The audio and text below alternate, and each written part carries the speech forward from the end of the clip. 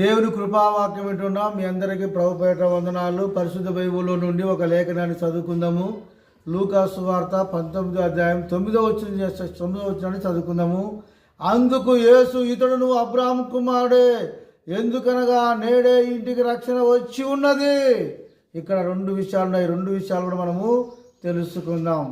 యేసు జక్కయ్యను మెచ్చుకుంటున్నాడు. అంతేకాకుండా ఇతడును అబ్రాహాము కుమారుడే అంటున్నాడు.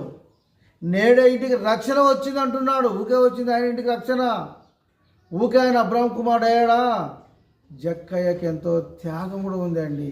ఎప్పుడైతే యేసు ప్రభు జక్కయ్య ఇంట్లోకి అడుగు పెట్టాడో ఆయన మనస్సు మారింది, ఆయన తలంపు మారింది, ఆయన పీసినర్తనం తొలగించాడు. ఆయన పేదలకు దానం చేసేవాడుగా ఉన్నాడు. అన్యాయంగా ఎవరికైనా తీసుకుంటే వాళ్ళకి 4 గంటలుగా చెల్లించేవాడుగా ఉన్నాడు. అదంతా యేసు ముందర చేశాడు కనుకనే అతన్ని మెచ్చుకుంటున్నాడు. ఏమంటున్నాడంటే, అందుకు, అది చేసినందుకు యేసు, ఇతడును అబ్రాహాము కుమారుడే అంటున్నాడు. నీవు అబ్రాహాము కుమారుడు కావాలంటే, దేవుని రాజ్యంలో అబ్రాహాము రొమ్మును ఆనుకోవాలంటే నీకు కూడా కొంతవరకు త్యాగం చేసేవాడుగా ఉండాలి. నువ్వు సంపాదించిన దాంట్లో 10వ భాగము దేవుని పని కొరకు ఇచ్చేవాడుగా ఉండాలా. పేదలకు దాన ధర్మములు చేసేవాడుగాను ఉండాలా. ఆయన చేశాడు. అబ్రాహాము కుమారుడు అనిపించుకున్నాడు.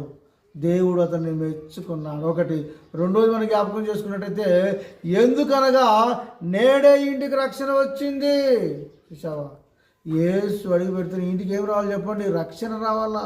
నీ ఇంటికి ఆశీర్వాదము కావాలా, నీ ఇంటికి దీవెన కలగాల, నీ ఇంటికి మోక్షము కలగాల, నీ ఇంటికి రక్షణ కూడా కలగాల. ప్రేమైన దేవులారా, ఎప్పుడైతే యేసు ప్రభు ఆ ఇంటికి అడుగు పెట్టాడో, ఎందుకనగా నేడే ఇంటికి రక్షణ వచ్చింది అన్నాడు యేసు. నువ్వు ఎన్నో సంవత్సరాల నుంచి ప్రభు నమ్ముకున్నావు. నీ ఇంటికి రక్షణ వచ్చిందా? నీకు మారు మనసు వచ్చిందా? నీకు త్యాగం ఉందా?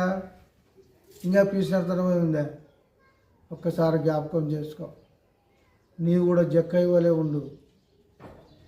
నీవు అబ్రాహాము కుమారుడు అనిపించుకో. ఎందుకనగా నేడే ఇంటికి రక్షణ వచ్చిందని అనిపించుకో నువ్వు కూడా. ఇప్పుడు 2 మాటలు మనం జ్ఞాపకం చేసుకుందాం. మొదటి మాట మనం జ్ఞాపకం చేసుకున్నట్టయితే, అందుకు యేసు, ఇతడును అబ్రాహాము కుమారుడే అన్నాడు. రెండోది, ఎందుకనగా నేడే ఇంటికి రక్షణ వచ్చింది అని చెప్పాడు. ఈ 2 మాటలు దేవుడు దీవించును గాక. ఆమేన్.